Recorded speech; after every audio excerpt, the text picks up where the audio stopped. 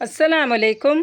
कहानी अब मैं आप सब के लिए दीदा दिलफर शेरा, एक ख़ूबसूरत सा नावलेट आपके लिए, जिसका नाम है तुम हो मीत मेरे, राइटर कुर्रतुल ऐन सिकंदर। अगर आपने अभी तक मेरे चैनल को सब्सक्राइब नहीं किया तो कर लीजिए, कमेंट, लाइक और शेयर भी ज़रूर कीजिएगा। तो चलिए फिर कहानी का आगाज़ करते हैं। अम्मा मुझे बता ही दिया होता कि बी फ़िरोज़ा ने मेरे लिए शीशे और धागों के काम वाले सादा से कपड़े तैयार किए हैं। अब शाम को मैं अद्दा हाशिम की मेहंदी में सादा से कपड़े पहनने क्या खाक अच्छी लगूंगी। मिदहत ने नखवत से कपड़ों को छूकर बेदर्दी से परे धकेल दिया था। उसके अंदाज देखकर साजिदा बेगम बौखला सी गई थी। जानती थी कि चार भाइयों की इकलौती छोटी बहन के नखरे आसमान को छूते हैं। मिजाज के ख़िलाफ़ कोई भी बात इसको सख्त नागवार गुजरती थी। इस वक्त भी मेहंदी के फंक्शन के लिए बनाए गए कपड़े उसने आराम से रद्द कर दिए थे। इसको सर चढ़ाने में इसके बाप और भाइयों का अहम किरदार था। ना धी रानी, ज़िद नहीं करते, देख तो कितना प्यारा काम हुआ है। फिर ये तो हमारे सकाफ़ती विरसा की नुमाइंदगी करता हुआ लिबास है। फिर मेरी धी रानी तो हर रंग और हर लिबास में जचती है।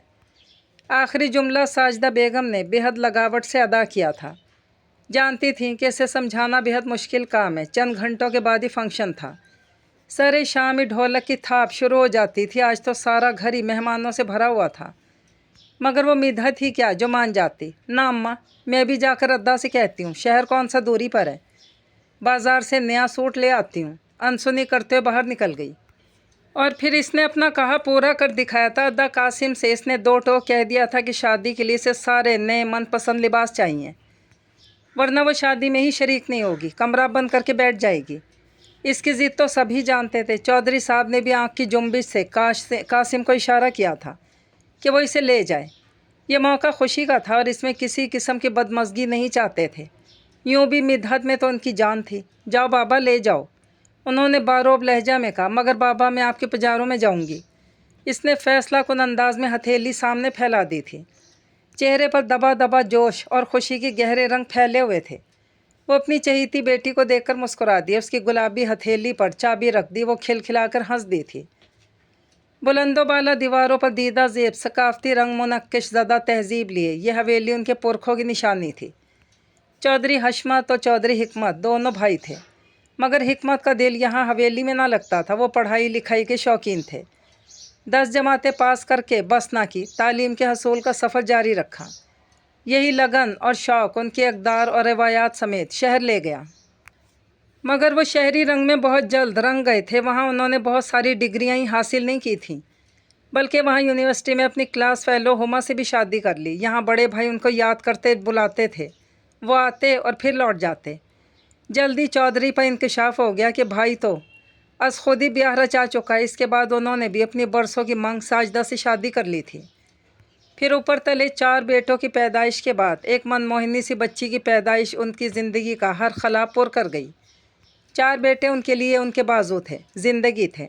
इस तरह वो हिकमत के जाने के गम को भी भुला बैठे। भाई की याद सताती तो खुद ही शहर जाकर मिलाते थे।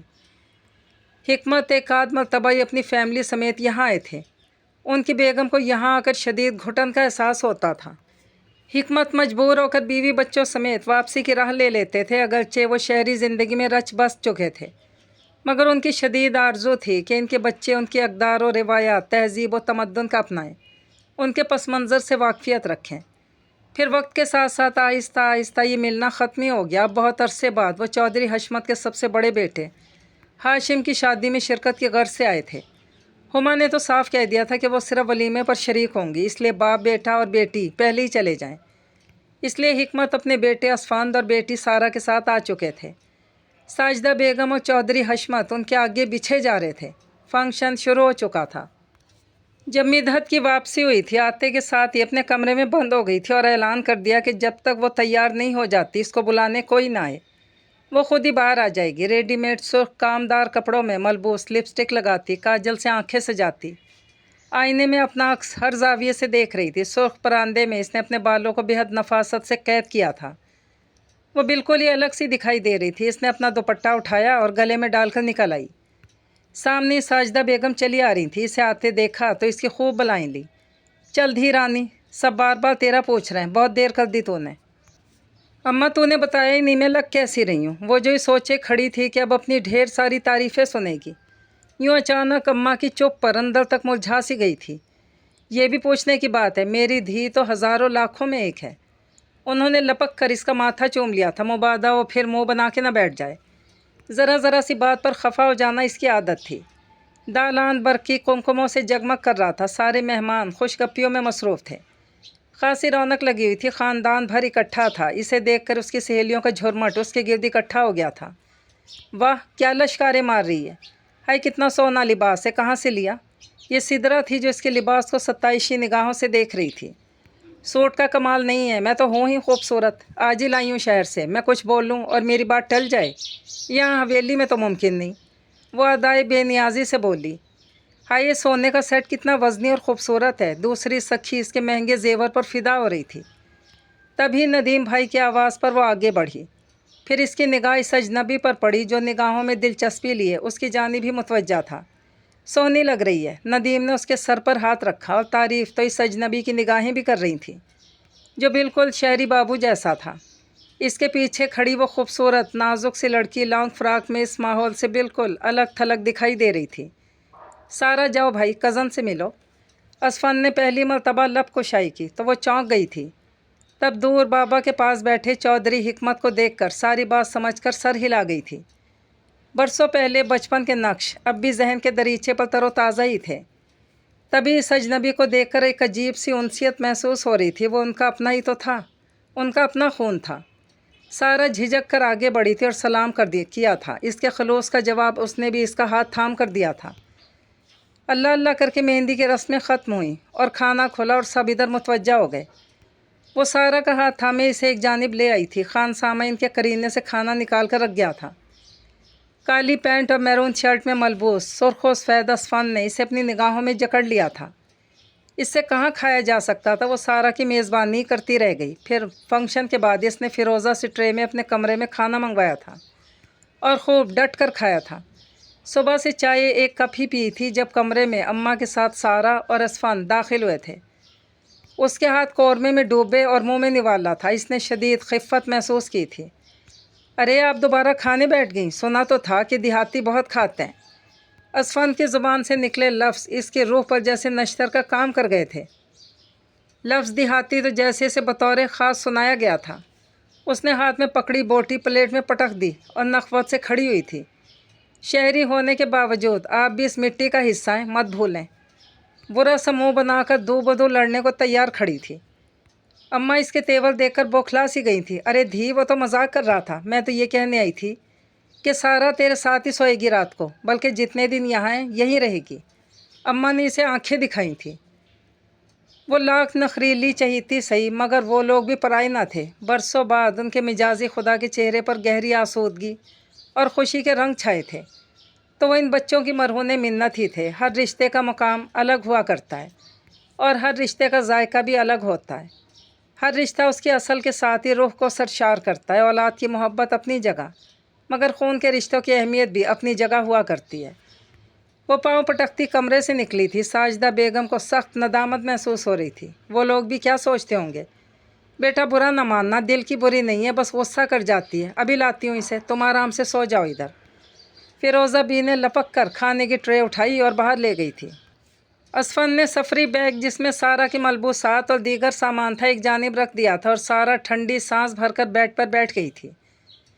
असफ़न बाहर निकल गया। राहदारी के कोने में मुँह बसोरे अभी तक लाल कपड़ों में लाल परी बनी खड़ी थी।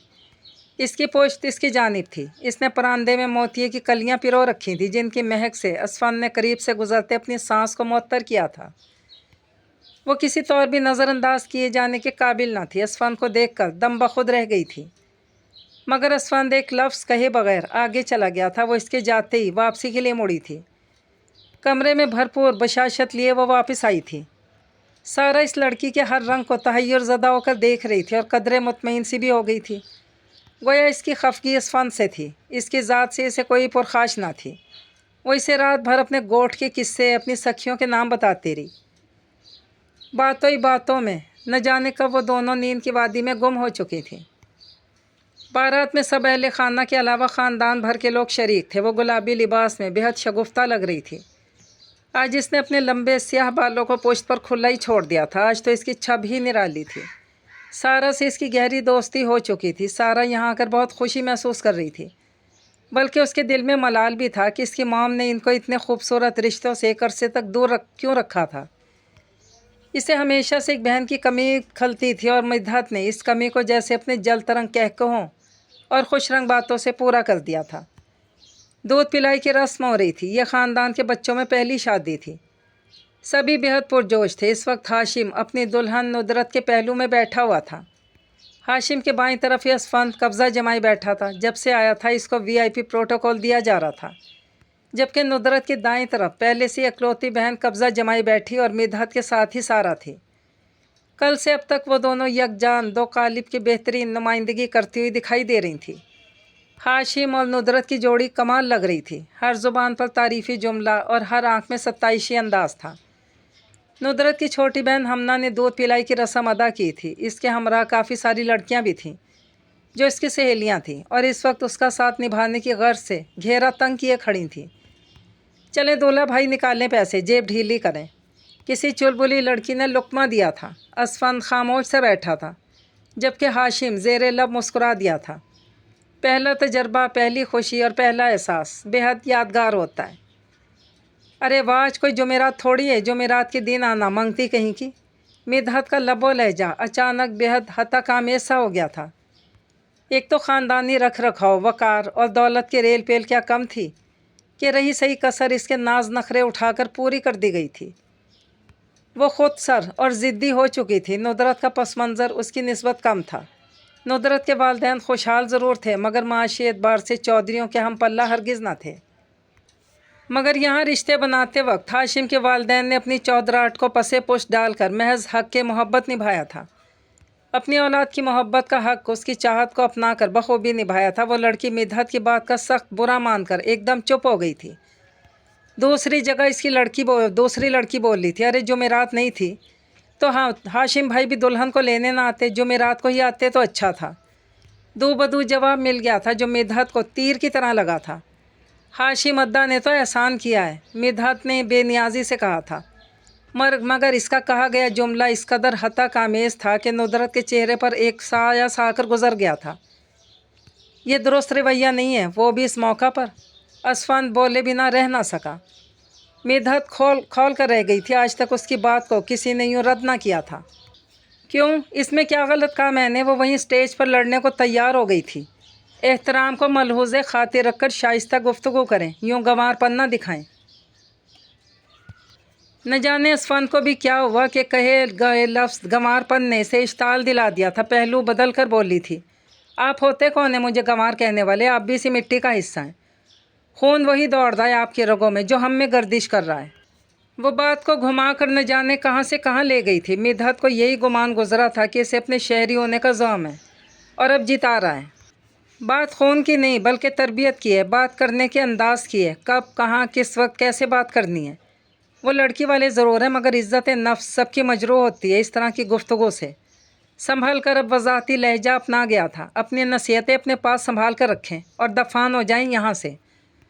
اس کا اتنا کہنا تھا کہ پاس کھڑے قاسم نے صورتحال کو غلط رخ پر جاتے دیکھ کر اچانک آگے بڑھ کر مدحت کی کلائی کو زور سے تھاما تھا۔ ابھی جاؤ یہاں سے، کہیں اور چلی جاؤ، وہ آہستہ سے بولا۔ مدحت نے اپنی آنکھوں میں آتے آنسوؤں کو پیتے خون خواد نگاہوں سے اسفند کو دیکھا تھا، جو اس کی جانب متوجہ نہ تھا، بلکہ اس وقت ہاشم کا کندھا تھپ تھپا کر اسے گویا حوصلہ دے رہا تھا۔ مدحت کو یوں روتا دیکھ کر اس کی سکھیاں اس کے پاس آ گئی تھیں۔ وہ آنسو بہاتی ڈرائیور کے ساتھ گھر آ گئی تھی۔ وہ رو رو کر نڈھال ہو چکی تھی۔ اس کے آنسو اس کے اندر کی آگ کو بجھانے میں ناکام ہو چکے تھے۔ شہنائیاں سنائی دینے لگیں، ڈھول پیٹے جا رہے تھے۔ ان لمحات کا اس نے کتنی بے صبری سے انتظار کیا تھا، اور ان سارے خوش کن لمحات سے وہ محروم رہ گئی تھی، صرف اور صرف اس اسفند کی وجہ سے۔ اپنی نارسائی کا دکھ اس کی آنکھ میں منجمد ہو گیا، ٹھہرے ہوئے پانی کی طرح۔ ماں جی نے ساری رسمیں نبھانے کے بعد اس کو پکارا تھا، دھیرانی باہر آ، بھابھی اور بھرا سے آ کر مل۔ ماں کی آواز سن کر اس نے اپنے آنسو پونچھ ڈالے تھے اور دروازے کے پاس جا کر روندھی ہوئی آواز میں بولی، جہاں سب رسمیں کرائی ہو یہ بھی کر لینی تھی، میں سونے لگی ہوں۔ اس چہیتی سارا کو اپنے پاس سلا لینا۔ اس وقت وہ کسی کا بھی سامنا نہیں کرنا چاہتی تھی۔ قاسم سے اس کی خاص دوستی تھی، मगर अदा कासिम ने इसको इस तरह बेइज्जत करके रख दिया था। मजमा में तज़हीक आमेज़ रवैया उसने पहले कब सहा था। रोते रोते न जाने कब इसकी आँख लग गई थी। सुबह इसकी आँख खुली तो इसका सारा बदन दर्द कर रहा था, चेहरा मतोरम था, आँखें सूजी हुई थी और भूख ने अलग निढाल कर रखा था। हवेली में चहल पहल थी। वो दुपट्टा फैलाई बाहर निकल आई। पहले इसका सामना बाबा साईं से हुआ। उन्होंने इसका माथा चूम लिया। छोटी छोटी बातों पर यूँ रूठा नहीं करते पगली, वो तेरा भाई है, कुछ कह दे तो समझ जाते हैं। मैंने कासिम की खूब खिंचाई की है, वो अब ऐसा नहीं करेगा। तो चल, सब नाश्ते पर तेरे मुंतज़िर हैं। वो बाबा साईं के साथ खड़ी अपनी गर्दन तफाखुर से उठी महसूस कर रही थी। इसके बाबा इसको मना रहे थे। इसकी खातिर अदा कासिम को भी डांट पिलाई थी। वो इतनी अहम थी। फिर नाश्ते की मेज़ पर सब ने इसका वालहाना इस्तकबाल किया था। दूर बैठी सारा ने भी से मुस्कुरा कर देखा था। मिदहत ने एक तायराना निगाह मेज़ पर और फिर अतराफ़ में सब चेहरों पर डाली थी। इसे यहाँ वो सितमगर कहीं दिखाई नहीं दिया था, जिसकी वजह से इसका सारी रात रो रो कर हाल ख़राब रहा था। इसने भी इसके तसव्वुर पर लानत भेजते हुए नाश्ते की जानिब अपनी तवज्जो कर ली। नज़रअंदाज ही करना बेहतर था। फ़िरोज़ा इसके मनपसंद आलू के पराठे इसकी प्लेट में गर्म गर्म ला कर रख रही थी। कुछ भूख का शदीद एहसास था कि पहला निवाला ले सकी थी कि इसे असफान एक बेहद मॉडर्न से ख़ातून के हमरा आता दिखाई दिया। सारा मॉम कह कर लपकी थी। उठकर तरीके से चाची को सलाम करना और मिलना देखकर हमें शर्मिंदा न करवाना। अम्मा की बात पर वो आगे बढ़कर चाची से मिली थी। हुमा बेगम जो सफ़र की थकान से और सुबह सवेरे जागने की वजह से कुछ बेजारी महसूस कर रही थी, सरसरी से अंदाज में सलाम का जवाब देकर हिकमत साहब से बातों में लग चुकी थी। वो वहीं से पलट गई। हाँ, शहरी अंदाज तो मुलाहिज़ा फरमाए। वो जी ही जी में कुड़ती वापस अपनी जगह पर आकर बैठ गई। इसका अंदाज़ हिकमत साहब ने महसूस किया था। तुमने मिदहत को देखा, माशाल्लाह कितनी प्यारी हो गई है। हिकमत साहब कल की बदमज़गी को शायद ख़त्म करना चाहते थे। हाँ माशाल्लाह, काफ़ी रंग रूप निकाल लिया। में हुमा ने भी बावाज़े बुलंद इसको सराहा था। बाज़ लोग कद काट तो निकाल देते हैं, मगर अक्ल वाला खाना हमेशा खाली रखते हैं। असफ़ान ने शरारती अंदाज में लुकमा दिया था। अम्मा हंस पड़ी। अब तक सभी इसको समझ चुके थे कि असफ़ान शरारती सा है, मगर मिदहत को तो इसकी बात ने बुरी तरह तपा कर रख दिया। पाँव पटकती हुई वहाँ से उठ खड़ी हुई थी। हुमा बेगम को जिस कमरे में ठहराया गया था वो सबसे ज़्यादा खूबसूरत और कुशादा था। हर तरह की आसाइशात और सहूलियात से मुज़य्यन वो कमरा हुमा बेगम को अपने शायान शान नहीं लग रहा था, जबकि साजिदा बेगम उनके सामने बिछी चली जा रही थी और ये इनका खलूस था। नमूदो नुमाइश तो उनको छोकर भी ना गुजरी थी। भर जाई, किसी शय की ज़रूरत तो नहीं? किसी भी शय की ज़रूरत हो तो बताना। ये फ़िरोज़ा और इसकी बेटी है हाजरा, दोनों जी जान से आपकी खिदमत करेंगी। और हाँ, अब आप आई हैं तो आपने हफ्ते से पहले नहीं जाना। हम चाहते हैं कि आप यहाँ रहें, हमें मेज़बानी का शर्फ बख्शें, इज़्ज़त अफजाई है हमारी। साजिदा बेगम के अंदाज़ में बेहद मोहब्बत और लगावट थी, जबकि हुमा ने पूरे हफ्ते का सुनकर अपनी तेवरी चढ़ाई थी। ना बाबा, मुझे तो अपने बिस्तर के अलावा कहीं नींद ही नहीं आती है, और ये माहौल, यहाँ का शोर शराबा मुझे बर्दाश्त नहीं। और ये क्या बार बार सब ख़वातीन आकर गले मिल मिल कर जाती हैं। इंजर पिंजर हिल कर रह गया मेरा, देख लिया काफ़ी है। और ये क्या गले का हार ही बन गई। हुमा यहाँ आकर सख्त आजिज़ आ गई थी। जब से यहाँ आई थी इर्द गिर्द के मिलने जुलने वाले आ रहे थे। फिर ख़वातीन का भरपूर तरीके से वालहाना अंदाज में गले लगाना। आप परेशान ना हो, मैं सबको समझा दूँगी, अब कोई परेशान नहीं करेगा। वो दुखी अंदाज में कहती पलट गई थी। हुमा के चेहरे पर वाज़ेह नापसंदीदगी की तहरीर रकम थी। उनका यहाँ हफ्ता भर रहने का इरादा नहीं था। शाम को वलीमा तक हुमा बेगम अपने कमरे में ही बंद रहीं। शाम से ही हवेली में चहल पहल बढ़ गई थी। अब तक मिदहत ने अपनी भाभी और भाई के कमरे में कदम नहीं धरा था। उसके दिल में भाभी के लिए मैल आ गया था और वह अना की मारी लड़की कैसे अपनी बेइज्जती भुलाकर अपने कदम आगे बढ़ाती। माँ के बार बार बुलाने पर भी ना गई। साराज खुद इसके इर्द गिर्द दोबारा मंडलाने लगी। और फिर मिदहत इस प्यारी लड़की से ज़्यादा देर तक खफगी बरकरार न रख सकी थी। वलीमे पर मिदहत के काले कपड़ों पर बेहद नफीस काम और दुपट्टे के किनारों पर मोती लटके हुए थे। सारा तो इसको मबहूत देखती ही चली गई। हुमा बेगम अमीर थी, ख़ानदानी एतबार से भी ऊंचा रुतबा था, मगर शक्लो सूरत में किसी तौर पर साजिदा बेगम के बराबर ना थी। साजिदा बेगम खालिस देहाती माहौल की परवरदा थी और ख़ानदानी पस मंज़र भी वडेरों वाला था। खालिस खुराक और बेहतरीन माहौल की बदौलत इनकी उठान और ख़ूबसूरती भी मुनफरिद थी। इस वजह से मिदहत का रंगो रूप भी देखने वाला था। سارا گندمی رنگت والی لڑکی تھی جو اپنی ماں کی نسبت بہت پرخلوص اور محبت لٹانے والی تھی، جبکہ ہما بیگم کو اپنے پڑھے لکھے ہونے کا بہت فخر تھا اور اسی لیے وہ یہاں بھی اپنی تفاخر زدہ گردن کو اکڑائے بیٹھی تھی۔ اچانک سارا کو مدحت کے ہمراہ آتے دیکھ کر ٹھٹک سی گئی۔ مدحت کے چہرے سے نگاہ ہٹانا ہی مشکل ترین امر لگ رہا تھا، وہ اتنی دل فریب اور اس منظر کی اصل خوبصورتی کا سبب لگ رہی تھی۔ وہ اسے یک ٹک دیکھتی چلی گئی تھی۔ امی دیکھیں مدحت کتنی پیاری لگ رہی ہے نا، سارا کے لہجے میں واضح ستائش تھی۔ قدرے فاصلے پر کھڑے قاسم سے باتوں میں مصروف اسفند نے مدحت کو گہری نظروں سے دیکھا تھا۔ بہت پیاری، سیدھا دل میں اترنے کا ہنر جانتی تھی، مگر کچھ ناسمجھ اور بدحواس تھی۔ اپنی زبان کی تیزی سے ہر خوبصورت احساس کو زائل کر دیتی تھی، مگر اسفند بھلا کب ہار ماننے والوں میں سے تھا۔ محترمہ شکل و صورت اور دولت کے بل بوتے پر اکڑتی ہیں، محبت تو اچھے اچھوں کی عقل ٹھکانے لگا دیتی ہے اور چاروں شانے چت بھی کر دیتی ہے۔ دل میں مصمم ارادہ باندھتے اسفند کی نگاہوں اور توجہ کا مرکز وہی تھی جو سارا کی کسی بات پر اچانک کھلکھلا کر ہنسی تھی۔ جل ترنگ ہنسی نے فضا کو بھی مہکا سا دیا۔ اچانک مدحت کی نگاہوں کا تصادم اس ستمگر دشمن جاں سے ہوا تھا جو اس کو دلچسپی سے دیکھ رہا تھا۔ وہ نامحسوس طریقے سے اپنا رخ موڑ گئی تھی۔ اب اس کے سیاہ لمبے بال اس کی نگاہوں کو خیرہ کر رہے تھے۔ وہ اس کی اس ادائے بے نیازی پر زیر لب مسکرا کر رہ گیا تھا۔ قاسم نے مدحت کے کانوں میں نہ جانے کیا پھونکا تھا، وہ ایک دم ہی سب کے ساتھ سیدھی ہو گئی تھی، سوائے اس ایک مخلص شخص کے جو اس کی توجہ کا طلبگار تھا اور اس سے کم بھی نہ تھا۔ سب نے دیکھا کہ قاسم کے ہمراہ وہ سٹیج پر گئی اور بھابھی کو سلام کیا اور بھیا کو مبارکباد دی اور ہنستے ہنستے تصاویر بنوانے لگی تھی۔ دور کھڑی ساجدہ بیگم نے دل ہی دل میں اللہ پاک کا شکر ادا کیا۔ ابھی پہلے بیٹے کے فرض سے سبکدوش ہوئی تھی اور نہیں چاہتی تھی کہ گھر کی فضا میں تناؤ پیدا ہو۔ یوں عزیزوں اور قرابت داروں کو باتیں بنانے کا موقع مل جائے کہ بہو کے آتے ساتھ ہی مدحت نے نند کا کردار نبھانا شروع کر دیا ہے۔ فنکشن کے اختتام سے ہی ہما بیگم نے واپسی کے لیے تیاری کر لی۔ ارے اب رات تو ہو ہی رہی ہے، آپ صبح ہی تو آئی ہیں۔ ساجدہ بیگم ہکا بکا رہ گئی تھی۔ ابھی سارا اور اسفند ادھر ہی رہیں گے، مجھے اجازت دیں، ہما کو اپنے گھر میں ہی آرام سے نیند آتی ہے، وہ صبح سے بے چین ہے، مجھے خدشہ بیمار نہ ہو جائے۔ آج بھی حکمت ہما کی زبان بول رہے تھے۔ حشمت کے چہرے پر دکھ کے گہرے سائے پھیل چکے تھے، مگر وہ لبوں پر قفل لگائے بیٹھے تھے۔ جی، اور رات کا کوئی مسئلہ نہیں ہے، گھنٹے 2 گھنٹے کا سفر ہے، اصل مسئلہ تو بے سکونی ہے۔ رات گئے بھی گھر پہنچے تو سکون تو ملے گا۔ ہما بیگم بتانا نہ بھولنی تھی، اتنی زیادہ نوازشات اور اتنے زیادہ حسن سلوک نے بھی ان کو متاثر نہ کیا تھا۔ ساجدہ بیگم دل مسوس کر ان دونوں کو الوداع کہہ رہی تھی۔ یہی کیا کم تھا کہ ہفتہ کے لیے اسفند اور سارا ادھر ہی تھے۔ شادی کی فراغت کے بعد سب نے مل کر پروگرام بنایا گاؤں کی سیر کو جایا جائے۔ اس طرح سے سارا اور اسفند کو پہلی مرتبہ دیہاتی زندگی کو قریب سے دیکھنے کا موقع بھی مل سکے گا۔ سب کھیتوں کی سیر کو نکل کھڑے ہوئے تھے۔ گاؤں کا یہ سارا علاقہ چودھری حشمت کی ملکیت میں تھا۔ اطراف کی ساری آبادی چودھری حشمت کی بے پناہ عزت کرتی تھی۔ وہ جب گھوم پھر کر تھک گئے تو ٹیوب ویل کے پاس ہی بیٹھ گئے۔ سارا ٹیوب ویل سے تیز بہتے پانی کو دلچسپی سے دیکھ رہی تھی۔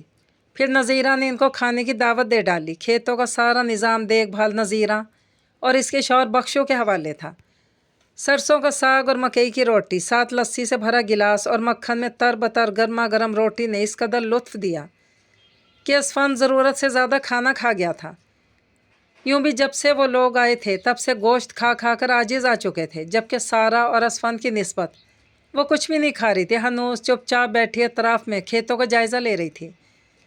اس کے بعد ٹھنڈے کر کے لائے گئے آم ان کے سامنے پیش کیے گئے تھے۔ آم تو مدحت کی کمزوری تھے، آم کھاتے کھاتے اس کے ہاتھ بھر چکے تھے۔ جس پھوڑ پن سے وہ کھا رہی تھی، اس کو دیکھ کر اسفند بہت دیر سے اپنی ہنسی روکنے کی ناکام کوشش کر رہا تھا۔ اچانک کہا لگا کر ہنس دیا۔ یہ کون سا طریقہ ہے آم کھانے کا؟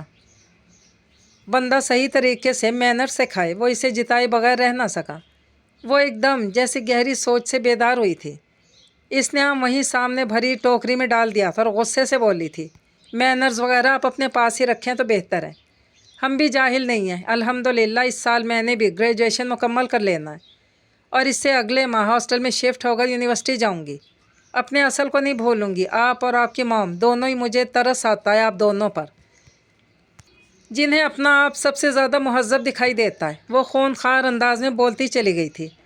سارا کو اپنی ماں کے حوالے سے اس کی بات بالکل بھی اچھی نہیں لگی۔ پھر اس کے بعد قاسم اسے ٹوک گیا تھا۔ بس کر دو مدھو، بات ختم کرو، واپس چلتے ہیں۔ وہ لجاجت سے بولا تھا۔ وہ جانتا تھا کہ اگر ایک مرتبہ وہ لب کشائی پر اتر آئی تو اس کو خاموش کروانا دشوار گزار مرحلہ ثابت ہوگا۔ اسفند بھی اس کی طرح حاضر جوابی پر آگ بگولا سا ہو گیا تھا۔ مذاق میں کی گئی بات کا رخ تم نے میری موم کی جانب پلٹ دیا، حیرت ہے۔ میرا اور آپ کا کوئی مذاق نہیں مسٹر، سمجھ گئے؟ وہ کہتی تنتناتی گاڑی میں جا بیٹھی تھی۔ قاسم اسفند کا کندھا تھپ تھپا کر رہ گیا تھا۔ شرمندگی کے سائے اس کے چہرے پر رقم تھے، جبکہ اسفند نے گہری سانس بھری تھی۔ اس کی بات کا یہ اثر تھا کہ اسی شام سارا اور اسفند سب کے لاکھ منع کرنے اور روکنے کے باوجود واپس لوٹ گئے تھے۔ گھر میں اچانک گہری خاموشی چھا گئی۔ ان کے جانے کے بعد سبھی اداس تھے۔ آنکھوں ہی آنکھوں میں سبھی سے مورد الزام ٹھہرا رہے تھے۔ جو 2 دن مہمان نوازی کے تقاضے نہ نبھا سکی، اس نے پوری رات ٹہل کر گزاری تھی۔ ندامت، شرمندگی، اضطراب اور پشیمانی اس کے چہرے پر تھی۔ سب سے بڑھ کر وہ ایک خاص جذبہ تھا جس سے وہ خود ابھی تک آشنا نہ ہو سکی تھی۔ جاتے وقت وہ روکنا چاہتی تھی اور سارا کی کلائی تھام کر اسفند سے معذرتی کلمات بھی ادا کرنا چاہتی تھی، مگر اکڑ اور برسوں کی انا کا وہ مینار اب ایک دم اچانک کیسے پاش پاش ہو سکتا تھا۔ صبح سویری وہ باہر لان میں نکل آئی، جہاں چلتی ٹھنڈی ہوا اس کے روح میں اترتی پشیمانی کم نہ کر سکی تھی۔ اسفند سے معذرت تو کرنے کا حوصلہ پہلے ہی نہ تھا اس پر۔ اسفند نے سفری بیگ تھامے پردے کے پیچھے چھپتی مدحت کو دیکھ لیا تھا، اور اس کی کاٹ دار نگاہیں اس کی روح کو بھی تازیانہ لگا گئی تھیں۔ اب گھر بھی کتنا ویران سا ہو گیا تھا۔ اتنے دنوں سے سب مل جل کر رہتے تھے۔ صبح سویرے ناشتہ اکٹھے کیا جاتا تھا۔ اسفند کا ہمہ وقت مسکرانا، ہنسی مذاق اب اسے شدت سے یاد آنے لگا تھا۔ اپنی انا کا بت پاش پاش نہ ہو، اس لیے گھر میں بھی اس نے کسی کے سامنے اپنی غلطی کا اعتراف نہ کیا تھا۔ اماں جان چپ چاپ دیکھتی رہتی۔ ایک دن اسے اپنے پاس بٹھا کر بولی، چند دنوں بعد تو نے شہر چلے جانا ہے، جب تک یہاں ہے خوب ہنس بول، اس طرح کملائی ہوئی ادھر ادھر نہ ڈولتی رہا کر، دیکھ میرا جی گھبراتا ہے۔ ساجدہ بیگم کے چہرے پر بکھرتی بے بسی کو دیکھ کر مدحت کو گہرے ملال نے گھیر لیا۔ تبھی اس نے ماں جی کے ہاتھ تھام لیے تھے اور ان کو چوم کر آنکھوں سے لگا لیا۔ پتہ نہیں میں وہاں کیسے رہوں گی اماں، تیری یاد ستائے گی۔ ماں کی گود میں سر رکھ کر اپنی آنکھیں موند گئی۔ تو کس نے کہا ہے تو اتنے پاپڑ بیل، اتنا تو پڑھ لکھ لیا، اب کیا ضرورت ہے آگے مغز ماری کرنے کی؟ اماں کو بھی موقع مل گیا تھا، اکثر اسے یہی سمجھاتی رہتی تھی کہ وہ ناز میں پلی بڑھی ہے، یوں اجنبی جگہ اجنبی ماحول میں وہ رہ نہیں پائے گی۔ ماشاءاللہ BA پاس ہے۔ مدحت کے لیے شاید کسی اور وقت میں ان باتوں کو مان لینے میں کوئی عار نہ ہوتا، اب تو اسے بھی ضد سی ہو گئی تھی۔ اسفند اسے اس کی تعلیمی قابلیت کی وجہ سے شاید کمتر سمجھ رہا تھا۔ وہ شہری لوگ سمجھتے ہیں کہ اعلیٰ تعلیم سہولیات پر صرف انہی کا حق ہے۔ اس نے بھی دل میں پختہ عزم کر لیا تھا کہ وہ بھی شہر میں جا کر پہل اپنی تعلیم مکمل کرے گی، پھر بابا پر زور دے گی کہ وہ یہاں آ جائیں۔ اسی ہفتے وہ قاسم ادا کے ساتھ روانہ ہو گئی تھی۔ اس کا ایڈمیشن قاسم یونیورسٹی میں خود جا کر کروا آیا تھا۔ جب وہ سفر کے لیے نکلی تو بابا جان کی آنکھیں نم ہو گئیں، جبکہ ساجدہ بیگم تو باقاعدہ گلے لگا کر روئی تھی۔ ان کا ہی تو قصور تھا، اس کی ہر ضد مان کر اسے اتنا ضدی بنا ڈالا تھا کہ اس ضد پر بھی ان کو اپنا سر جھکانا پڑا تھا۔ وہ شہری راستوں سے قطعی انجان شیشے کے پاس نگاہیں ٹکائے بیٹھی تھی۔ چونکی تو تب جب کار ایک عالی شان محل نما کوٹھی میں داخل ہوئی تھی۔ قاسم ادا، یہ ہاسٹل ہے کیا؟ اس کے آنکھوں میں گہرا استجاب در آیا تھا اور قاسم زیر لب مسکرا دیا۔ پگلی ہو گئی ہے کیا؟ بابا تجھے کب ہاسٹل میں رہنے کی اجازت دے سکتے تھے؟ کچھ تیری ضد ماننی اور کچھ اپنی منوا گئی۔ یہ تو حکمت چاچا کا گھر ہے اور تجھے اب یہیں رہنا ہوگا جب تک تو تعلیم مکمل نہیں کر لیتی، اور تجھے چھوڑنے لے جانے کی تمام تر ذمہ داری بھی حکمت چاچا کی ہے۔ اب دیکھ کوئی ایسی بات نہ کرنا یہاں کے کوئی بدمزگی پیدا ہو، ورنہ تیرا اعلیٰ تعلیم کے حصول کا خواب پھر تشنہ ہی رہ جائے گا۔ قاسم اس پر انکشاف کر رہا تھا اور واقعی اس وقت زلزلوں کی زد میں تھی۔ جس چہرے کے سامنے جانے سے وہ کتراتی تھی اور دعا مانگتی تھی کہ اس کا اسفند سے سامنا نہ ہو، تو اب کیا دن رات اس چہرے کا سامنا کرنا پڑے گا؟ وہ بوکھلا کر رہ گئی تھی۔ دیکھ تو میرا بھرا ہے، چل واپس چل، ابا کو کون بتائے گا، تو ہاسٹل لے چل۔ ترلے منتوں پر اتر آئی تھی۔ کملی ہو گئی ہے کیا؟ یہاں سب کو معلوم ہے کہ ہم آ رہے ہیں، سب منتظر ہیں، اب سیدھی طرح اتر۔ قاسم نے اسے تنبیہ کی تو وہ منہ بسورے دل پر پتھر رکھ کر اتر گئی تھی۔ سامنے بےحد خوبصورت کشادہ لان تھا جہاں اطراف میں قدرے فاصلے سے بےحد خوبصورت کیاریاں بنی تھی۔ سرسبز منظر دل کو بہلا رہا تھا۔ ملازم ان کی آمد کی اطلاع دے آیا تھا۔ यहाँ मुलाजमों की एक फ़ौज भर्ती थी। हिकमत चाचा बनफ्से नफीस उनके वालहाना इस्तकबाल के लिए बाहर आ गए थे। रुक क्यों गए बच्चों, ये अपना घर है तुम्हारा, आओ अंदर आओ, कब से सब मुंतज़िर हैं। हिकमत चाचा ने उसके सर पर हाथ रखकर दुआ दी, जबकि कासिम को गले लगा लिया था। वो कासिम और हिकमत चाचा की हमराई में अंदर चल दी थी। अंदरूनी हिस्सा बहुत खूबसूरती से सजाया गया था। दीवारों पर बहुत खूबसूरत तस्वीर आवेज़ां थी, वो तो मबहूत ही रह गई थी। सजावट वाकई दीदा ज़ेब थी। इसको अपनी हवेली याद आई, जहाँ सिर्फ दीवारें थी, बैरूनी दीवारों पर मुनक्किद शुदा अल्फाज थे। तज़ीन और आराइश में इसका हवेली से कोई मुकाबला ही ना था। वो लाउंज में दाखिल हुए थे, जहाँ सारा टीवी पर कोई प्रोग्राम देखने में मसरूफ़ थी। इसे आता देख कर इसने रिमोट रख दिया और लपक कर उसको गले लगा लिया। मैं बहुत खुश हूँ। सारा की खुशी वाकई इसके चेहरे पर आया हो रही थी। इसके ऐन अक़ब में वही था जो इसे सिरे से नज़रअंदाज किए कासिम से मिल रहा था, जैसे बरसों की शनासाई रही हो। हाय मैंने कितना याद किया तुम्हें, बता नहीं सकती। अब दोनों मिलकर यहाँ खूब इंजॉय करेंगे, मैं तुम्हें पूरा शहर घुमाऊँगी। बेहद मोहब्बत से बोल रही थी, जबकि इसने तो उनको बेइज्जत करने में कोई कसर ही नहीं छोड़ी थी। किचन से हुमा चची की आवाज़ आ रही थी। वो किसी बात पर मुलाजमा को डांट रही थी। अगरचे काम काज के लिए मुलाजिम मौजूद थे, मगर हुमा बेगम अपनी निगरानी में सारे काम करवाना पसंद करती थी। हुमा बेगम के आने पर वह एहतरामन अपनी जगह से उठ खड़ी हुई थी और सलाम किया। वालेकुम अस्सलाम, बैठो बैठो, ये फार्मेलिटीज़ नहीं चलने वाली यहाँ। इससे कहते हो फ़ौरन हिकमत साहब की तरफ मुतवज्जा हो चुकी थी। आपने माली बाबा को क्यों छुट्टी दे दी, इतना काम बाकी था। पौधे मुरझा रहे हैं, आप जानते हैं ना कि मैं लॉन के मामले में किस कदर टची हूँ। उनका लहजा बेहद तीखा सा था। हिकमत साहब यूँ बेमौका अपनी खिंचाई पर खिसियानी हंसी हंस दिए थे। अरे भाई, मेहमानों ने आना था तो ध्यान ही नहीं गया, सोचा तुम तो इनके साथ मसरूफ़ होगी। फिर तुम्हारी आदत है सारे काम अपने सुपरविज़न में करवाती हूँ। ये मेहमान किचन के बखेड़े अलग, सो यही मुनासिब समझा इसे वापसी की राह दिखा दी जाए। हिकमत साहब ने हल्के फुल्के लहजे में हंसते हुए अपनी वजाहत पेश की थी, जिसे हुमा बेगम ने दर ख्वाह इतना नहीं जाना था। मेहमान कहाँ हैं? अब तो ये यहाँ मुस्तकिल ही रहने आ गई है, तो क्या इसकी वजह से मैं अपनी मसरूफियत तज दूँगी? वो नागवारी से गोया हुई थी। मिदहत अपनी जगह पर पहलू बदल कर रह गई थी। वो तो ख़ुद भी अपनी यहाँ आमद से कतई तौर पर लाइल थी। हुमा बेगम ये कहकर वो लोग फ़्रेश हो जाएं, खाना लगवाती हूँ, कहीं गुम हो चुकी थी। उसका शर्मिंदा सा चेहरा देखकर हिकमत साहब कहने लगे, बेटा वो ज़ुबान की तीखी ज़रूर है, तुम महसूस ना करना। यहाँ सारा के साथ खूब इंजॉय करो, इन बातों के लिए मुझे छोड़ दो, मैं सब संभाल लूँगा। हिकमत चाचा की बात पर इसने नम आँखों से कदरे तशक्कुर भरी निगाहों से इन्हें देखा। दबा के इस वक्त सरापाई मोहब्बत है। आप ना हक फ़िक्रमंद हो रहे हैं बाबा। मिदहत बहुत समझदार है, सब समझती है। फिर मिदहत ख़ुद भी तो ज़ुबान की कुछ कड़वी है ना मिदहत? मिदहत असफंद के खट्टे मीठे तंज को बखूबी पी गई थी, क्योंकि वह बाकायदा मज़हका उड़ाते हंस भी रहा था। कासिम अद्दा खाने के बाद फ़ौरन वापस चले गए थे। उनको वापस जाने की जल्दी थी। उदास ना हो, चलो सारा घर दिखाती हूँ। सारा इसकी कलाई थामे से अपने साथ लिए पूरे घर में घूम रही थी। ये बाबा और मामा का कमरा है। एक बेहद वसी कमरे का दरवाज़ा खोल कर दिखाया था। इसके आगे ही मेहमान खाना था, जो इसके लिए अलग अलग बाकायदा 3 कमरे मुख्तस थे। यहाँ खाला लोग आते रहते हैं। ये वाला कमरा कौकब के पास रहता है, दूसरा वाला खाला के पास। जब उनके साथ उमर को आना हो तो वो फिर असफन भाई के साथ ही रूम शेयर करना पसंद करता है। इसका अपना ही एक बयान है, अगर यहाँ आकर भी तन्हाई कमरे में सोना है, फिर यहाँ आने का फ़ायदा ही क्या। वो बेहद मोहब्बत से सबका जिक्र कर रही थी, मगर उमर के ज़िक्र पर उसके चेहरे के जुगनू जैसे एकदम रोशन से हो गए, और वो बिना कहीं समझ गई थी कि उमर से इसका ख़ास ताल्लुक़ है। जानती हो, हमारे यहाँ बहुत ज़्यादा लोगों को आना जाना नहीं, बस खाला जानी और उनके बच्चे ही आते हैं, और बड़े मामू और छोटे मामू तो सालों बाद आते हैं। वो इसे देख कर रह गई थी। ऐसे मौके पर क्या कहना चाहिए। सारा, मुझे अब नींद आ रही है, मुझे आराम करना है। यहाँ से फ़रार का इसे यही तरीका सोचा था। अच्छा ठीक है, तुम आराम कर लो, शाम को मुलाकात होती है चाय पर।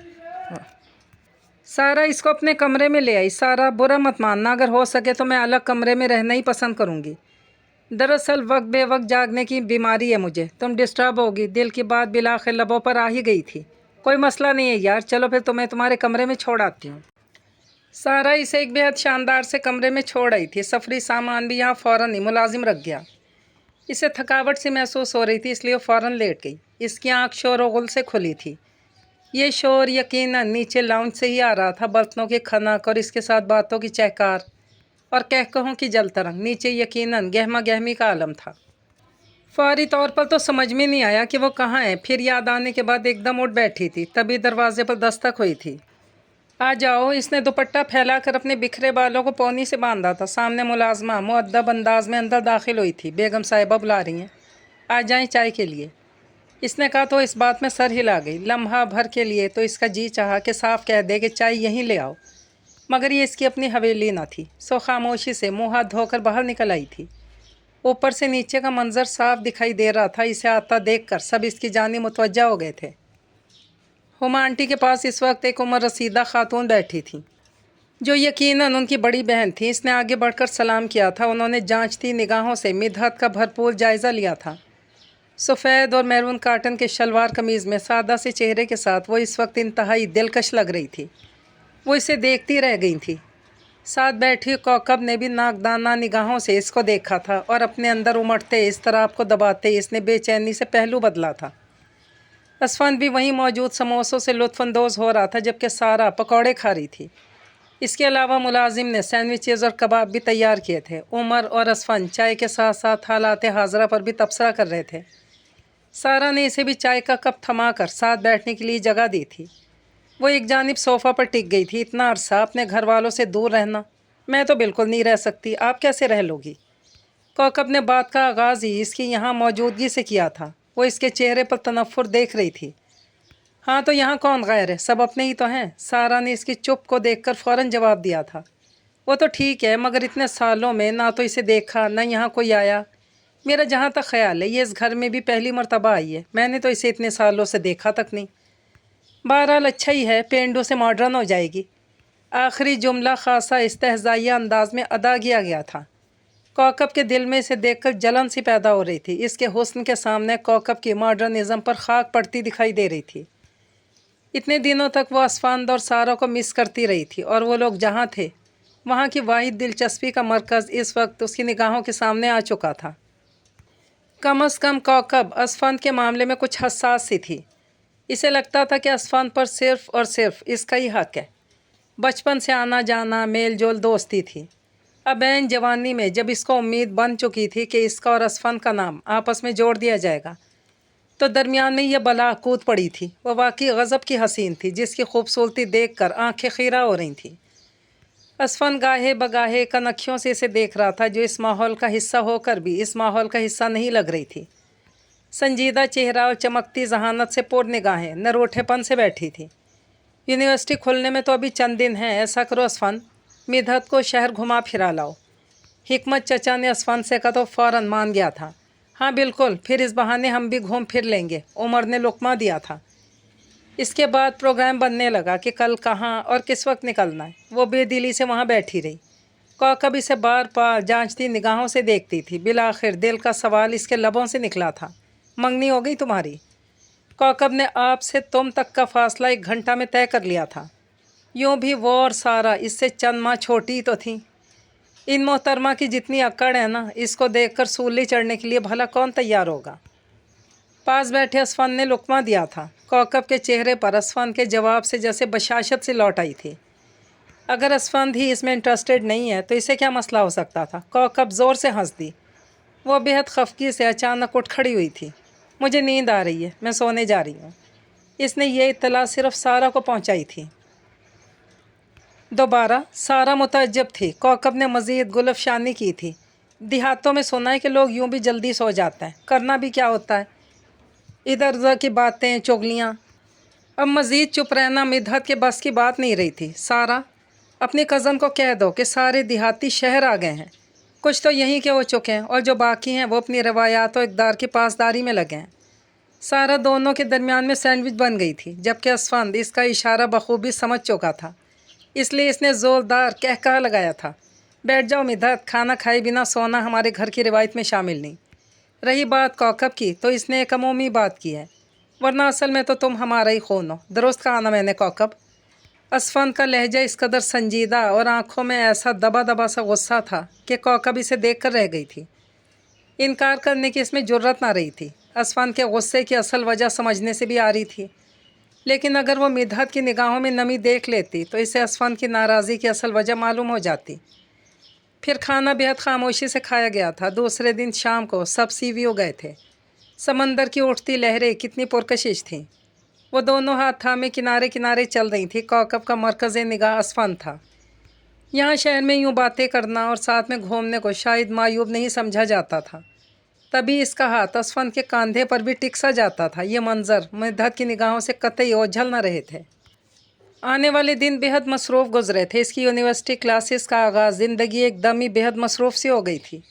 اس کے اور اسفند کے اختلاف میں کمی آ گئی تھی، اگرچہ اکثر اسے اسفند ہی یونیورسٹی چھوڑنے جاتا تھا، مگر ایسا لگتا تھا جیسے کسی ایک نقطے پر ان دونوں نے خاموشی سمجھوتا کر لیا ہو۔ ہر بات میں شعوری اور لاشعوری طور پر ایک دوسرے کی نفی کرنا چھوڑ ہی دیا تھا۔ اس کی وجہ وہ مصروف زندگی بھی تھی جو اب مدحت نے اپنا لی تھی۔ وہ صبح یونیورسٹی جاتی، اس کے بعد وہ سیدھا لائبریری میں گم ہو جاتی اور شام تک گھر لوٹتی تھی۔ آتے کے ساتھ ہی کمرے میں بند ہو جاتی تو پھر رات کے کھانے پر ہی سب سے ملاقات ہو پاتی تھی۔ چپ کی بکل مارے بیٹھی رہتی۔ ہر ویکینڈ پر گھر والے بلاتے رہ جاتے، وہ مصروفیت کا بہانہ کر کے ٹال جاتی تھی۔ در حقیقت وہ سب سے خفا تھی، بالخصوص بابا سائیں سے۔ اس نے اگر مزید پڑھنے کا ارادہ ظاہر کر بھی دیا تھا تو کیا یہ ضروری تھا کہ اسے یہاں رکنے کے لیے پابند کیا جاتا؟ اتنے عرصے میں اس نے کیا کیا نہ سہا تھا۔ اسفند کی طنزیہ مسکراتی نگاہیں جو اب صرف مسکراتی تھیں، مگر طنز مفقود تھا۔ شروع میں اس نے ضبط کیا تھا کوکب کی تضحیک آمیز باتیں اور استہزائیہ رویہ، ہما بیگم کے چہرے پر مستقل والی ناگواری جو اسے دیکھ کر سوا ہو جاتی تھی۔ ان کے ماتھے پر بل پڑ جاتے تھے۔ اس کا مسئلہ یہ تھا کہ اسے رویے سمجھ میں آتے تھے۔ انہی رویوں کو سہتے سہتے اس نے کب سنجیدگی کی چادر اوڑھ لی تھی۔ وہ اکڑو گھمنڈی لڑکی کب سادگی اور عجز کا پیکر بن گئی تھی اسے خود معلوم نہیں تھا۔ اب وہ کوکب کی باتوں کو ہنس کر برداشت کرنے کا ہنر سیکھ گئی تھی۔ اکثر تو اس کی آمد پر خود کو کمرے تک محدود کر لیتی تھی۔ اس دن اسے بھوکا ہی سونا پڑتا تھا، یہ کہہ کر بھوک ہی نہیں ہے۔ اللہ اللہ کر کے سال ختم ہوا۔ دوسرے سال کے آغاز کے بعد اسے خبر ملی کہ اس کی اماں اس کے لیے بے حد فکر مند ہو کر بیمار پڑ گئی ہیں۔ وہ فوراً واپسی کے لیے تیار ہو گئی تھی۔ مجھے ابھی اسی وقت گھر جانا ہے۔ رو رو کر اس کا گلا بیٹھ گیا تھا۔ حکمت چچا نے اس کے سر پر ہاتھ رکھا تھا۔ اسفند جو شام کی چائے پی رہا تھا اس کا چہرہ دیکھ کر چونک سا گیا۔ چلو میں چھوڑ آتا ہوں، تم تیاری پکڑو۔ اور وہ جیسے یہی سننے کی منتظر تھی فوراً ہی اپنا سامان لے آئی تھی۔ جس وقت وہ گاڑی میں گھر سے نکل رہے تھے اسی وقت پورچ میں کوکب کی کار داخل ہوئی تھی۔ کوکب کی آنکھوں میں تحیر اور بے یقینی رقم تھی۔ اسفند اسے روتے دیکھ کر دلاسے دے رہا تھا۔ کوکب جی جان سے سلگ گئی تھی۔ آندھی طوفان کی طرح گھر میں داخل ہوئی۔ ہما بیگم پہلے ہی اپنے بیٹے کا یوں پوچھے بنا منہ اٹھا کر چل دینے پر غصہ تھی۔ اس وقت جیسے دل کی بھڑاس نکالنے کی راہ مل گئی تھی۔ تم نے دیکھا کتنا خودسر ہو گیا ہے۔ مجھ سے پوچھنے کی زحمت ہی گوارا نہیں کی، اور میں نے اس بات پر حکمت صاحب سے بات کی تو وہ الگ منہ بنائے کمرے میں بند ہو گئے۔ ہما بیگم کی بات پر کوکب نے گہری سانس لی تھی۔ ٹھیک کہہ رہی ہیں آنٹی، یہ جو گاؤں کے بس دیکھیں یہ جو گاؤں کے لوگ ہوتے ہیں نا، کہنے کو تو سادہ مزاج ہوتے ہیں مگر در حقیقت مکر و فریب میں لپٹی ہوئی شخصیت رکھتے ہیں۔ کوکب نے بھی دل ہلکا کیا تھا۔ ہما بیگم بری طرح سے چونک گئی تھیں۔ تم کہنا کیا چاہتی ہو؟ کھل کر کہو۔ اب کہ وہ سیدھا ہو بیٹھی تھی۔ سیدھی سی بات ہے، مجھے تو لگتا ہے کہ اب وہ لوگ آپ سے رشتہ داری باندھنے کے خواہش مند ہیں۔ یوں ہی تو کوئی اپنی بیٹی کو 2 سال کے لیے نہیں بھیج دیتا نا۔ کوکب کی بات پر ہما بیگم نے پرسوچ انداز میں سر ہلایا تھا۔ تم ٹھیک کہتی ہو۔ برسوں پہلے بھائی کے چلے جانے کا بدلہ اب وہ لوگ میرے بیٹے کو مجھ سے چھین کر لینا چاہتے ہیں، مگر یہ میں ہونے نہیں دوں گی۔ اب وہ لڑکی دوبارہ اس گھر میں قدم نہیں رکھے گی۔ ہما بیگم نے فیصلہ کن لہجہ میں اعلان کیا تھا، اور کوکب نے اپنے فشار خون کو توازن میں دیکھا تھا، یعنی اب اسے قرار مل گیا تھا۔ حویلی جب تک نظروں کے سامنے نہ آ گئی اس کے آنسوؤں کی رفتار کم ہی نہ ہو پا رہی تھی۔ پھر حویلی کے احاطہ میں کار رکتے ہی آندھی طوفان کی طرح کار سے نکل کر بھاگم بھاگ اماں کے کمرے میں پہنچی تھی۔ درمیان میں بھابھی اور ادا ہاشم اسے پکارتی رہ گئے۔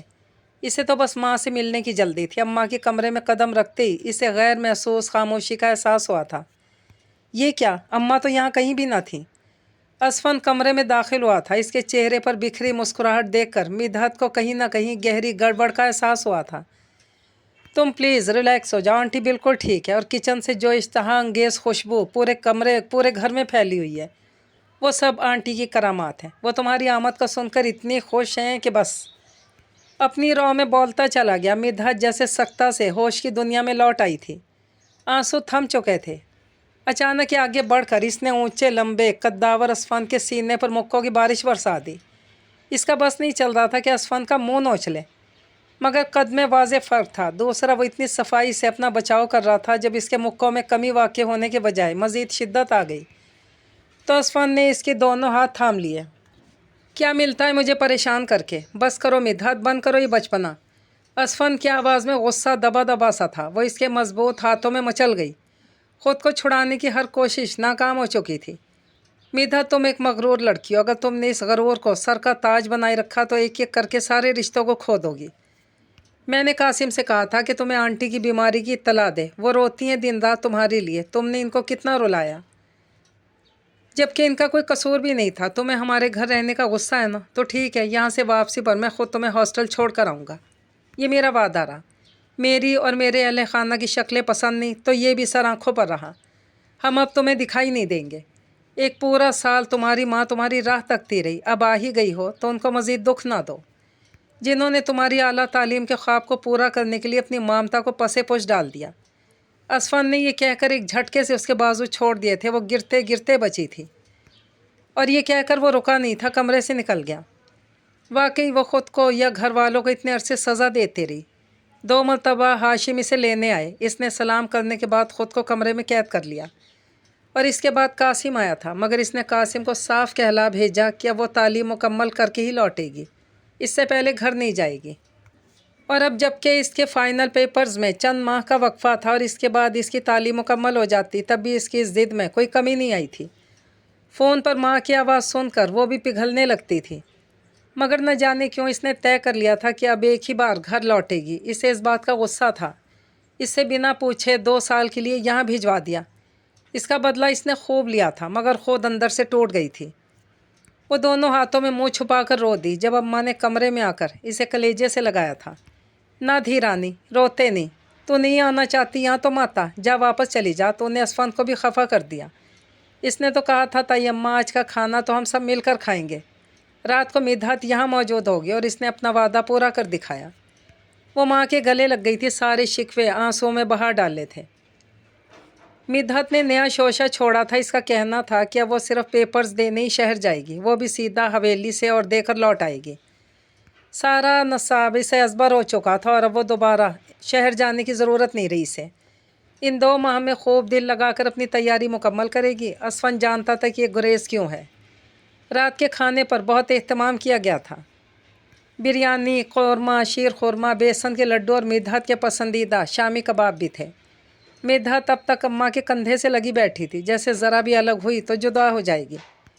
लाडो ये खा, मैंने ख़ुद बनाए तेरे लिए। वो एक एक चीज़ इसे अपने हाथों से खिला रही थी। असफन वहीं मौजूद था, मगर इसके चेहरे पर तनाव और गहरी संजीदगी थी।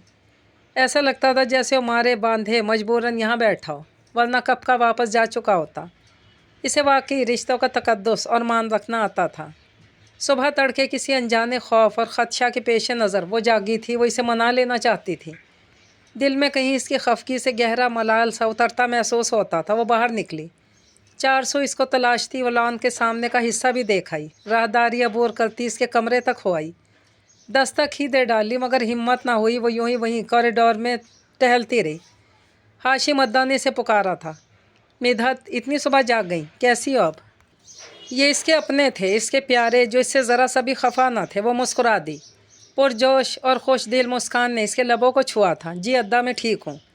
मैं सोच रही थी कि जाते वक्त असफान से सारा के लिए कुछ भिजवा दूँ। वो बात बना गई थी देने के लिए तो इसके पास बहुत सारे अनसिले कपड़ों का ढेर था। कोई भी सिंधी पोशाक उठाकर तोहफ़तन भिजवाई जा सकती थी। इसकी बात पर अद्दा हाशिम ने हुंकारा भरा था। वो तो फजर की अजानों के साथ ही निकल गया था। कह रहा था कि नाश्ता घर जाकर ही करेगा। अब यह ख़बर इसके दिल में हलचल मचा गई थी तो वो खफा ही लौट गया। इसने मुस्कुरा कर बज़ाहिर यूँ ज़ाहिर किया जैसे इस खबर से इसे चंदा फ़र्क ना पड़ा हो, मगर आने वाले दिन इसके लिए बेहद कठिन साबित होने वाले थे। जब कोई मनमीत नज़रों से ओझल हो जाता है तब दिल को इस बात का अदराक होता है कि वही दिल के निहा खानों में काबज़ हो चुका है। ऐसे ही बात में मिद्दत के साथ भी हुआ। पूरी हवेली जैसे इसे काट खाने को दौड़ती थी। इसकी जामिद चुप से अम्मा हौल जाती थी। बाबा साईं तो इसकी नटखट ज़िंदगी से भरपूर शरारतों के लिए जैसे तरस से गए थे। सब जानते थे कि वो शायद खफा है अब तक, लेकिन इसके दिल में क्या है, वो किस बात से अंदर तक टूट चुकी थी, कोई ना समझ सका था। माम, ये आप क्या कह रही हैं? आप जानती हैं कि मैं असफंद के लिए कितना टची हूँ, इसके बावजूद आपने इन लोगों को घर बुला लिया। वो लड़का जिसको मैं जानती तक नहीं, जिससे मैं मिली तक नहीं, आप मुझे से शादी के लिए कैसे फोर्स कर सकती हैं? कौकब का अंदाज़ हैरान कुन था, आंखों में शिकवा था और खफगी भी। ज़हरा बेगम अतानत भरी मुस्कान से इसे देख रही थी। कौकब, मैं तुम्हारी माँ हूँ, तुम्हारा अच्छा बुरा खूब समझती हूँ, तुम क्या चाहती हो और क्या नहीं, इससे ज़्यादा अहम है कि तुम खुश रहोगी। इस असफंद की आंखों पर तो इस लड़की मिधात की मोहब्बत की पट्टी बंधी है, क्या तुम इसके दिल से सारी उम्र मिधात का नाम उखाड़ती रहोगी? सबसे अहम तो ये कि क्या वो तुम्हें कबूल भी कर लेगा? तुम अकल से काम लो। जो लोग आ जा रहे हैं वो बहुत ही अच्छे लोग हैं। माँ की बात पर कौकब का जोश धीमा पड़ गया। ये तो वाकई सच था कि पिछले कई दिनों से असफंद नज़रअंदाज कर रहा था। जैसे ही वो मिलने के लिए जाती, वो की चैन उठाता और बाहर निकल जाता, कभी तो रात गए लौटता। सबसे बढ़कर इसकी निगाहों में उमड़ थी, वो अजनबियत थी। इसे चुप देखकर दोबारा बोली थी, देखो बेटा, मैं यूँ भी वट्टे सट्टे की कायल नहीं हूँ। उमर की दीवानगी तुम जानती हो सारा के लिए, इसके बाद तुम्हारी बात भी तय कर दी जाती अगर असफंद राज़ी होता। इसने तो घर की फ़ज़ा भी मकदर कर रखी है कि वो मिदहत को अपनाना चाहता है। हिकमत भाई और हुमा के दरमियान इस बात को लेकर घर में तनाव सा है। इससे पहले ठुकरा दी जाओ, मैं कह देती हूँ कि कौकब पर रिश्ता तय हो चुका है। कौकब बात की तह तक पहुँच चुकी थी, तभी बोली थी, वो सब तो ठीक है मामा, मगर मैं इन लोगों को खुद परखूँगी, आप फ़ौरन हाँ मत कर देना। कौकब ने कहा तो ज़ोहरा बेगम खिल उठी थी, मेरी जान, तुम जब तक चाहो वक्त लो, मुझे कोई एतराज़ नहीं। सारा के साथ मत बिगाड़ो और हुमा के साथ भी। रही बात असफान की, तो जब मैं इस रिश्ते की खैर वहाँ हाँ कर दूँगी और ख़बर भी दूँगी उन्हें कि मेरी लाडली कौकब अब बैरून मुल्क जा रही है, सब हैरान ही रह जाएंगे। और फिर वाकई माँ की बात 100% सच साबित हुई। शाम को लड़का और इसके वालिदैन घर आए थे।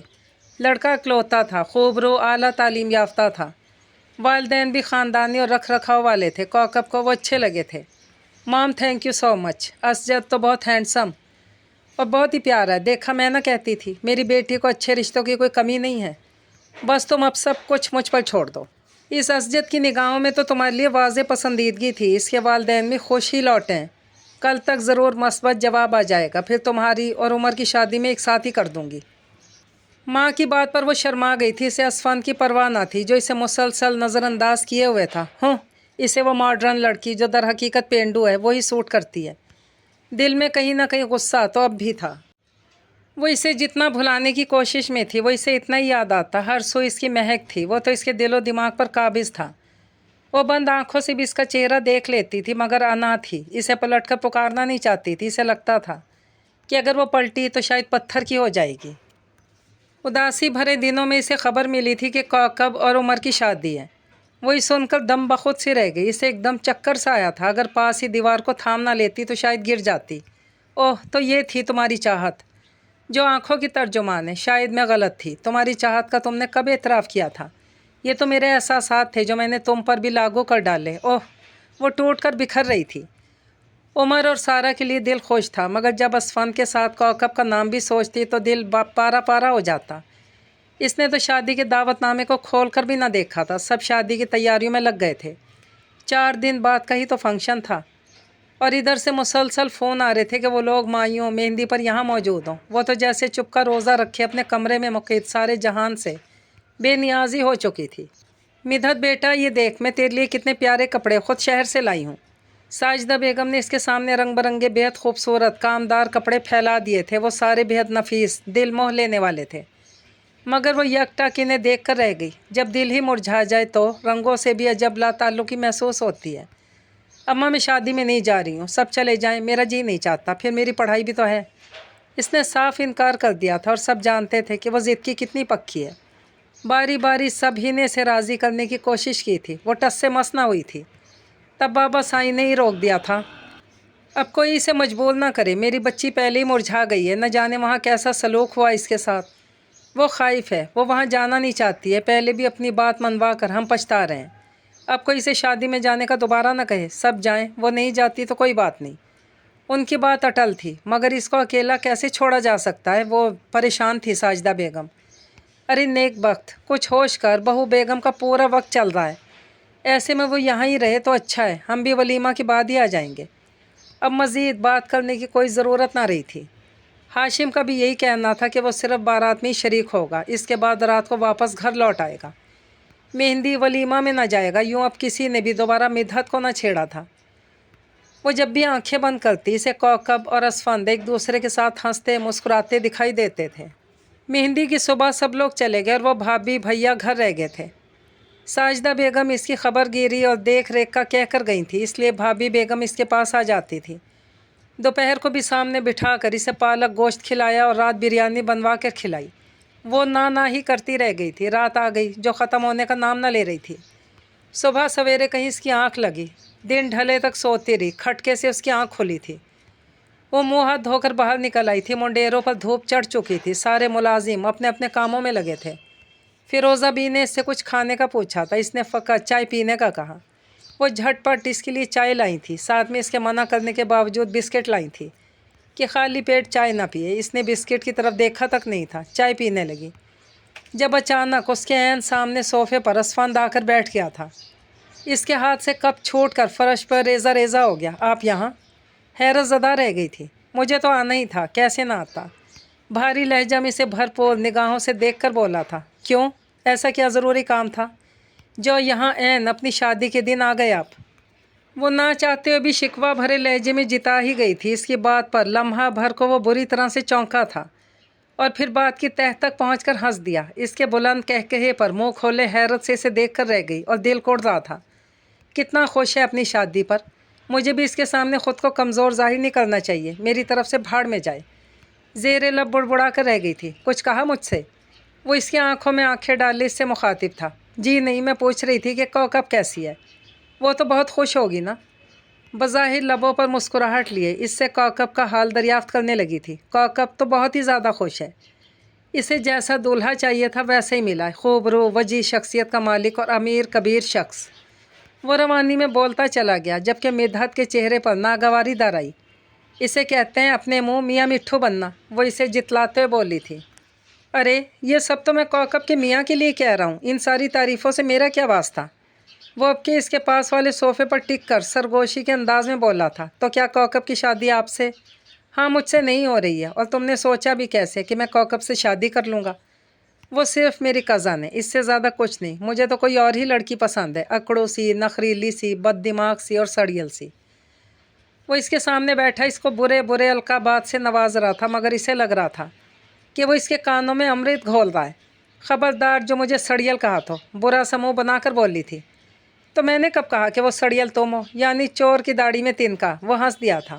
داڑھی؟ وہ رونے کو تھی۔ تب اسفند نے اسے وہاں سے اٹھتے دیکھ کر اس کی کلائی تھام لی۔ جلدی سے تیار ہو جاؤ، اتنی دور سے صرف تمہیں لینے آیا ہوں۔ آج شام کو ہماری منگنی ہے اور پھر تمہارے ایگزام کے بعد ہمارا نکاح ہوگا۔ میں نے کیسے کیسے جتن کیے امی کو منانے کے لیے، اب انہوں نے خود کہا ہے کہ جاؤ میری بہو کو لے کر آؤ۔ وہ ہنس رہا تھا اور بری طرح سے شرما گئی تھی۔ اب پلیز جلدی کرو، ایسا نہ ہو کہ دیر ہو جائے۔ وہ اس کو آرڈر دے رہا تھا۔ میرے ہاتھ چھوڑیں گے تو میں جاؤں گی نا، منہ بسور کر بولی تھی۔ اب تو یہ ہاتھ مر کر ہی چھوڑوں گا، اس زندگی میں تو یہ ممکن نہیں، اس نے والہانہ انداز میں کہا تھا۔ مدحت نے اس کے ہونٹوں پر ہاتھ رکھ دیا تھا۔ اس کی آنکھیں آنسوؤں سے بھر گئی تھیں۔ تب اسفند پر آشکار ہوا تھا کہ وہ اکیلا ہی اس راہ کا مسافر نہیں ہے، اس کے ساتھ قدم قدم چلنے والی اس کی من میت ہے۔ یہ کہانی اپنے اختتام کو پہنچی۔ مجھے دیجیے اجازت۔ اللہ پاک حافظ۔